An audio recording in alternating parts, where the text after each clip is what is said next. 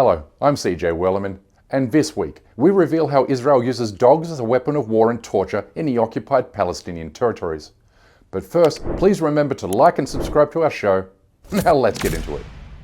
Dogs might be considered man's best friend, but for Palestinians living under the crushing weight of Israel's military occupation and blockade, dogs are an additional enemy, because Zionist genocidal forces have trained our canine friends to be weapons of war and torture. זאת התרבות הישראלית, אנחנו מסתכלים עליהם כנחותים מאיתנו, אנחנו מתהלכים בהבנה שהערבי שווה פחות מאיתנו. לכן הוא מקבל את הבעיטה, ולכן הוא מקבל את הסתירה, ולכן אנחנו מחנכים כלבים שננעלים על הסתתות שלהם ולא עוזבים אותם, לכן אנחנו יורים בהם, כי הם לא שווים, כי מי זה?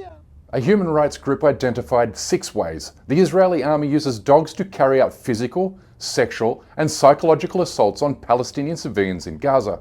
We will reveal each one of these demented and deranged tactics in a second, but let's now look at 2 cases that have shocked the world during the past 2 weeks. The first happened on June 26th, when an Israeli combat dog mauled an elderly Palestinian woman in her own home, after she refused to be pushed out into the streets to make way for more Zionist genocide operations in Gaza. شفت هذاك اخويا وسحبني وعقب في من يمكن كلب يسيبني يسحب في كل سنه في ايدي والله شفت الموت من عينيا اما ليش علي اهل الدار طلعوا وانا قلت انا لازم فبدا مش مالش علي اهجر مات طول عمري انا في عايشين كنت اتصرف وكل عقل وكل مروق شيء لما فلتني الكلام زعقوا عليه عن باب الدار تنعيجرين ما تلتقي فيه مع كاميرا الكلب الجبن هم اللي بعتوه علي. The second most recent incident occurred on July 2nd, when another Israeli combat dog mauled a Palestinian man with Down syndrome, leaving him to die in agony and all alone. This is only one of thousands of Zionist committed atrocities in Gaza, but it's one that has affected me personally the most. I could cry right now just thinking about it. So here's his beloved mother to describe her beautiful son's terrifying final moments.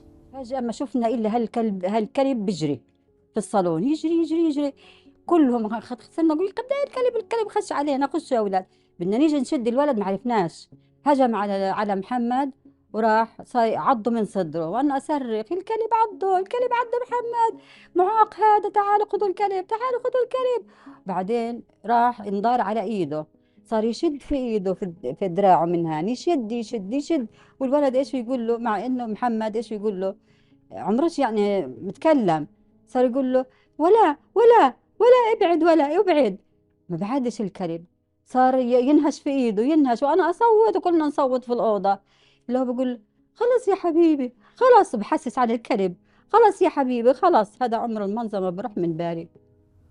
Good Lord. I hate Israel. I hate everything about this criminal state.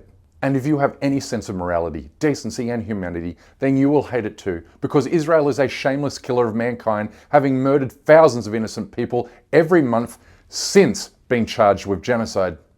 Anyway, the Zionist army's elite canine unit is called Oketz, which in Hebrew means to sting. And by sting it means attack, maul and torture innocent Palestinians. These dogs are ready for action after enduring an 8-month training course with a professional handler, and in another 10 months with their assigned Israeli soldier. Oketz dogs have operated in every war Israel has carried out against the Palestinian territories and its Arab neighbours during the past 75 years. These dogs are also used to steal land in the occupied West Bank. I took this photo during my last visit there in 2016, in which you can see a series of wooden boxes spaced apart every 200 metres. Forming a security cordon around an illegal Jewish outpost, which has since become yet another illegal settlement. It's the worst form of animal cruelty. These dogs are permanently chained to their box, forced to endure below 0 temperatures in the winter and above 100 degrees during the summer with no respite and no socialization.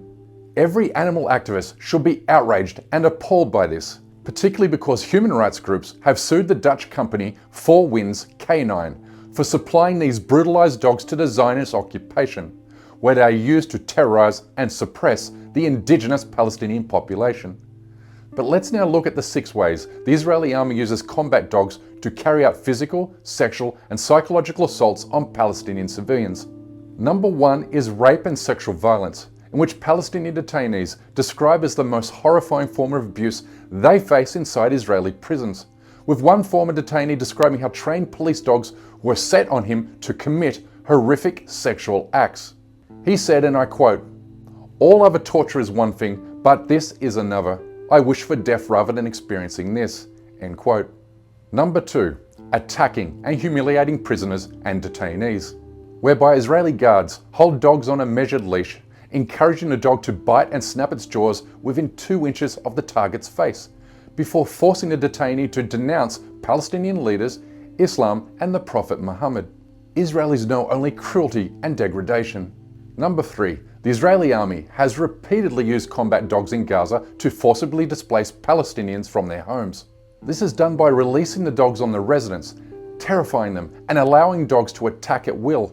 In many instances, victims said soldiers laughed while the dogs attacked them. And number 4, Zionist forces have released combat dogs on medical staff, displaced people and patients inside Gaza's hospitals to force them into evacuating healthcare facilities, allowing Israeli warplanes to bomb hospitals into smithereens. Israel has now completely or partially destroyed 31 out of 36 hospitals in Gaza since October of last year.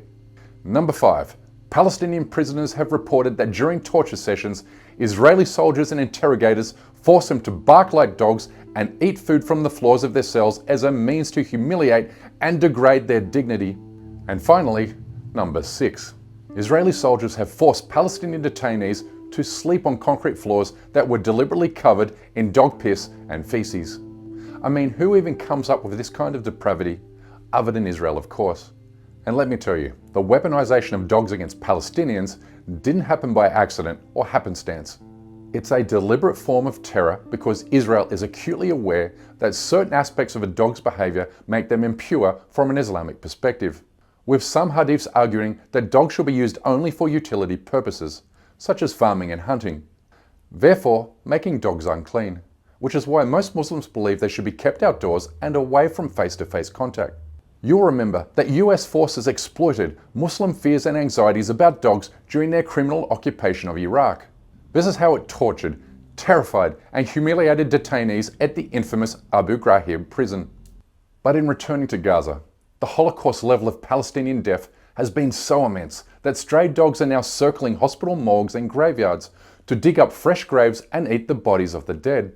مجمع مستشفى نصر الطبي بنعاني مشكلة إنه الكلاب صارت تفحر وتنبش هنا هيا هنا وهيا هان وهان بتنبش الكلاب على الجثث وبنعاني من المشكلة هذه مشكلة يعني خطيرة جدا احنا بنطالب الأهالي يعني إنه بنقول لهم غوط عشان الكلاب ما تقدرش تنبش لأنه الكلب بيجيب عمتر بيجيب فبنناشد الكل يعني شوفوا لنا حاجة نرفعهم ونوديهم على المقابر لأنه هيك طول الليل الناس سهرانة عشان الكلاب. The good news is this: Israel is losing and on the brink of ruin.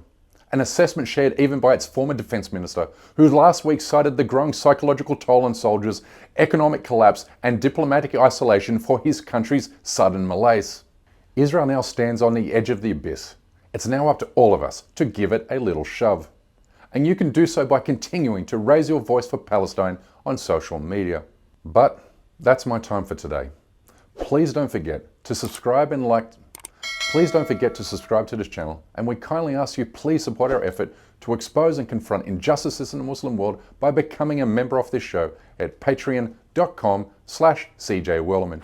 We can't produce, sustain and grow this show without your help, and we offer exclusive content and benefits to those who do. But for now, good evening, good night, wherever you are, and stay blessed.